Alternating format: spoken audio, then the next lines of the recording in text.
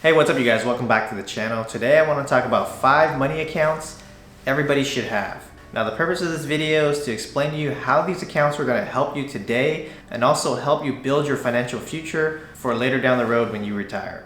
These are all accounts that I currently have today and it's definitely helping me build my wealth. So let's go ahead and get into each one. Now the first account to have is basically the foundation for building financial success, and that is to make sure that you have a savings account. Now this one may be obvious, and we used to all have piggy banks back in the day, and it was a good place for us to put money aside to save up for something big. For example, you might be buying a car, you might be buying a house, you may need a down payment for a house. Whatever it may be, this savings account is going to help you get to that goal. This is a liquid cash account and you can get money from this whenever you need to. Another great reason to have a savings account is the fact that you can actually use this as an emergency fund account as well. You can put 3 to 6 months of living expenses away, and that way you never have to worry again about being evicted from your apartment, being evicted from your house, or getting your car repossessed. It's just that extra peace of mind and having that money set aside for whatever you may need it for down the road. Now you probably noticed I did not mention a checking account because a checking account actually doesn't serve to help you with your financial success. It's essentially just a convenience thing to have a checking account. Now, if you're using your checking account as a savings account, I highly suggest you separate those two things. You definitely don't want to put your savings in your checking because that's the account that you're going to be using day to day to buy things like food, pay rent, whatever it may be. You don't want to mingle your savings account with your checking.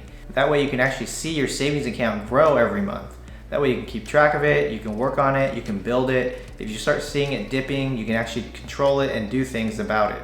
If you keep it in your checking, you'll just stop caring, and then all of a sudden you actually won't even have a savings anymore. I personally use a high yield online savings account for all of my savings. This is just a fancy savings account that you can only access online, and it actually pays you a decent interest rate for keeping your money there. It's not earth-shattering money or anything like that, but at least it's working a little bit harder for me than any local bank will ever pay me.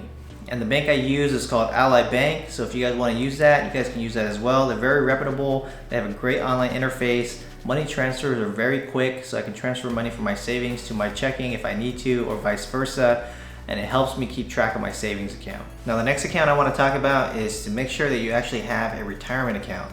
Now most people have 401ks at work, and this is a great way to start saving for retirement. Most employers will actually match your pay up to 3% or 5% or however generous they are. Make sure you try to get all of that matched because that match is free money. And what I mean by that is if you contribute 6%, an employer might actually match it 6%, or they might match half of that, which is 3%. But all in all, if you add that up, that's 6% plus 3%, that's 9% of your income that you're putting away for retirement. And on top of that, this account is actually invested in the stock market in some way. So not only are you putting away 9%, you're actually putting away money and investing it into the market. This is actually going to yield you a lot more money down the road when it comes time for you to withdraw this money. Now I know some of you guys might not have a lot of money to actually put away for retirement, and you may not even be able to put 6%. But the way I think about it is if you put 6% in and your employer matches 3%, try to just live off of what's remaining after you've done that. That way you're used to that income and you're putting away money for retirement. Another great reason why you want to have a 401k at work is because all of that money is actually put in there pre-tax. Now if your company doesn't have a 401k or they don't offer a 401k, you then have the ability to open your own retirement account. This is called a traditional IRA. An IRA just stands for individual retirement account, and basically you can do the same thing. You just won't get a match. So if your company is offering that 401k, make sure you take it. If they're not, then you might have to go this route. And this route allows you to put some money aside into a retirement account, and then you can do your own investing and pick your own funds and pick your own stocks, for example. But the nice thing about this is that money is also pre-tax, and so you don't have to pay taxes on that money that you put in.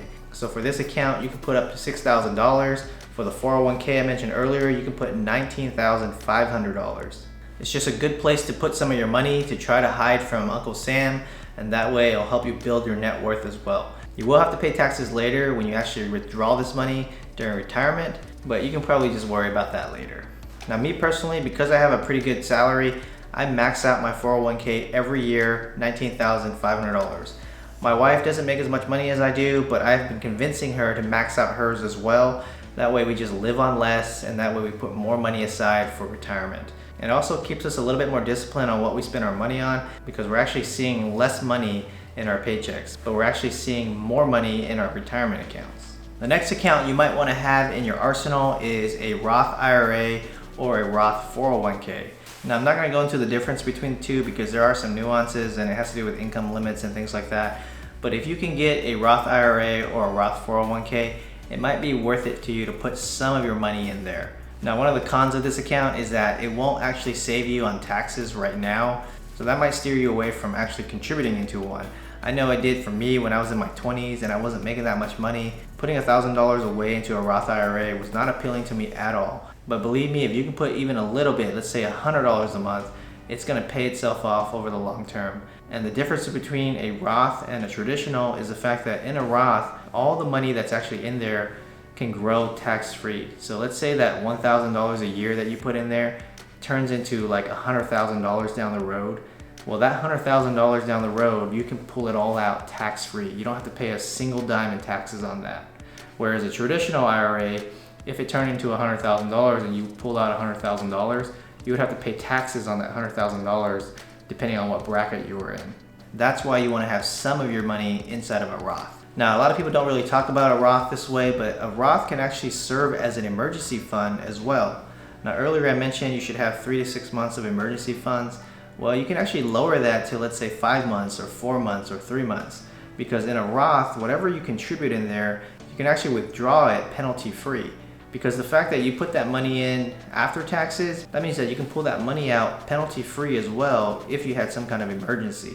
It doesn't even have to be an emergency. You actually can just pull it out if you want to.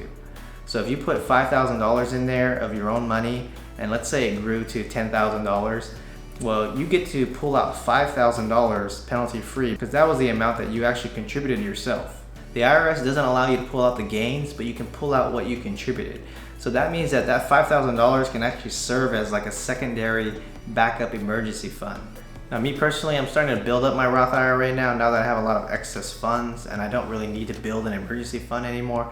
So for me, I'm going to be maxing out my Roth IRA every year so that way I can lower my emergency funds to 3 months and have a secondary emergency fund in my Roth IRA account, and also allow my Roth IRA to grow my money tax-free. This next account I'm going to talk about isn't really for everyone, but it is one of my favorite accounts, and it really depends on your health. And this account is called the Health Savings Account, or HSA for short. Now, in order to get an HSA account, you actually have to have a high deductible health plan with your employer.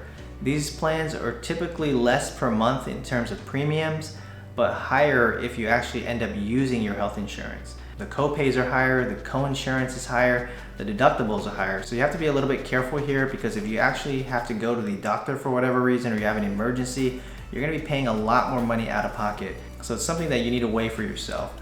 Now, I know for some of you guys, you never go to the doctor and maybe you're in your 20s still and you're still young and healthy. It might be a good option for you to get a high deductible plan and start your HSA account early. So for me and my family, we don't really have that many issues, and we've been pretty blessed to be healthy where we don't have to go to the doctor very often, just regular checkups here and there, and HSA plans still cover those things. And so for us, we've had an HSA plan for a couple years now. Now, the reason why I like this account is because it's very similar to that savings account that I talked about earlier, but this savings account is specifically for health-related expenses. This account allows me to pay for things like my contact lenses, my glasses, my wife's dental cleaning, my kids' checkup and copay, and things like that. And unlike a flexible spending account, you don't have to worry about using all your funds before the year ends. The HSA account actually stays with you forever, and the funds in there never expire. They keep rolling over. It's just like a savings account that you have with your normal money.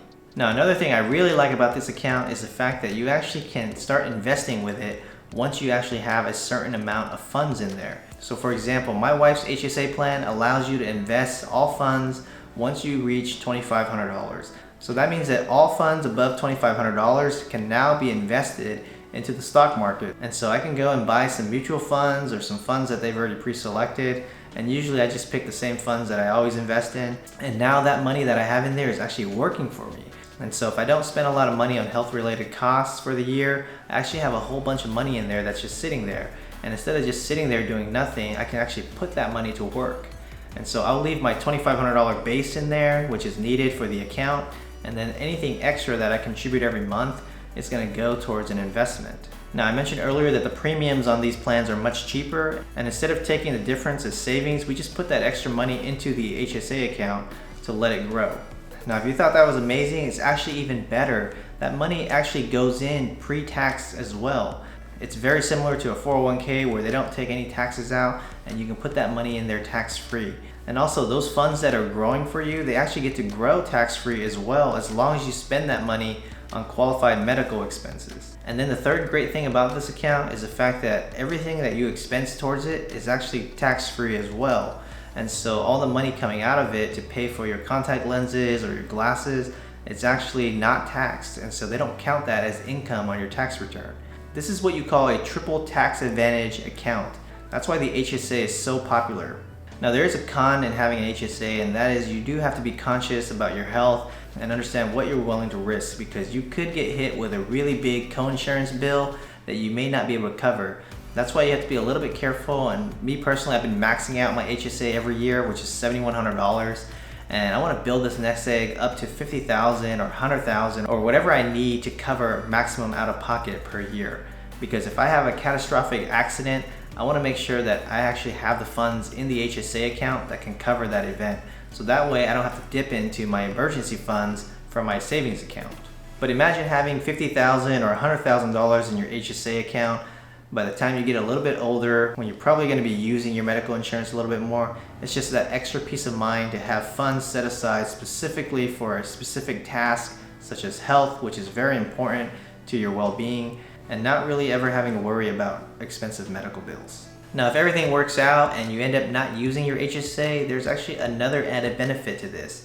Once you reach the age of 65, you can actually treat it like a traditional IRA or a 401k. You actually can withdraw the funds if you want to, but just know that those funds will now be taxed like a 401k would be. Now, this might be a topic for a separate video, but it might be wise to actually leave that money in there and actually pull from your 401k first before you actually touch your HSA. Because remember, your HSA grows tax-free and you can use it on medical expenses tax-free. So you might want to be withdrawing from a different account first. These are just some strategies for when you actually retire, which I'll save for another video. So like I mentioned earlier, my family and I have had an HSA for a couple years now. We have about $8,000 in the market and $2,500 in the actual HSA account, so about $10,500. So you can see we're building this nest egg slowly. The maximum contribution they allow you to put in there every year is $7,100. And another nice thing about this account is a lot of employers are actually trying to push this account for people, and they will actually contribute some money for you. My wife's, for example, gave us $1,000 to start an HSA account, which was really nice of them. My company also puts in $2,400 for me for my family every year. So that means I only have to put in $4,700 to get that max $7,100 a year for an HSA account. That's actually a pretty good perk. All right, guys, we are on to the last account that I think everybody should have. And I don't really think everybody should have it right away, but eventually you're gonna need to have this, and that is a personal brokerage account. Now, I already talked about that savings account earlier, but you definitely don't wanna have all of your money in your savings account. Now, I know everybody doesn't have a whole bunch of cash laying around, but if you do, then you definitely don't wanna have it all sitting in a savings account. This is where the personal brokerage account comes in, where you can take some of that money that you have lying in there and actually investing it to help it grow. Think of it this way, nobody ever got rich with a high yield savings account. 1 to 2% or 0.2% or whatever it is today, it's not gonna help you grow your money. So you wanna make some of your money work for you. It's never a wise idea to have 100% savings and 0% investment in terms of your liquid cash. And if you're scared to invest some of your money, it might be wise to do maybe 70% savings and maybe 30% investing. Maybe 10% of it can be in a Roth IRA, and then 20% can actually be in a personal brokerage account.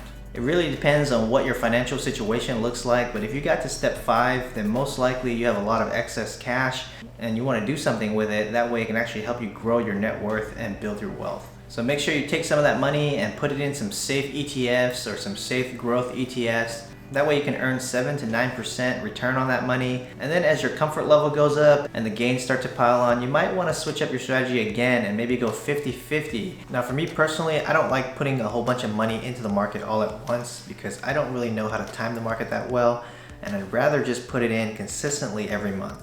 I have another video talking about how I invest $1,000 into 4 ETFs every single month, and it's actually been doing pretty good for me.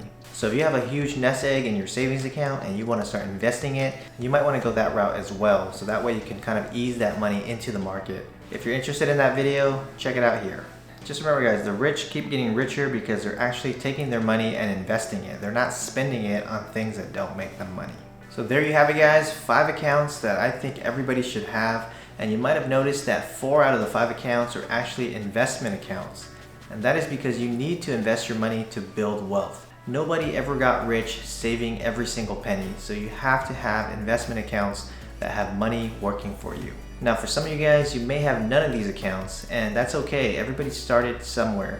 Now that you know about these accounts and you know that it's helping people build wealth and making them more successful, now you can start building that plan out as well. It's never too late to start, and I know everybody can't start with every single one of these accounts because a lot of these accounts actually take a lot of money. For example, a Roth IRA or a personal brokerage account.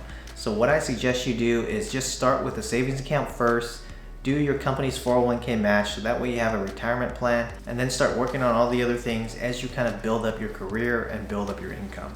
Also, if you have a lot of debt, you definitely don't want to be investing in a Roth or a personal brokerage account because all those gains may be tempting, but at the end of the day, if you have credit card debt or if you have car loans, all those gains are just going to be eaten away by the interest charged on those loans. So it's almost not even worth having those accounts yet until you pay off all of your debt. And once you start opening these accounts, you'll start to see that your net worth is starting to build slowly and then start to accelerate at some point.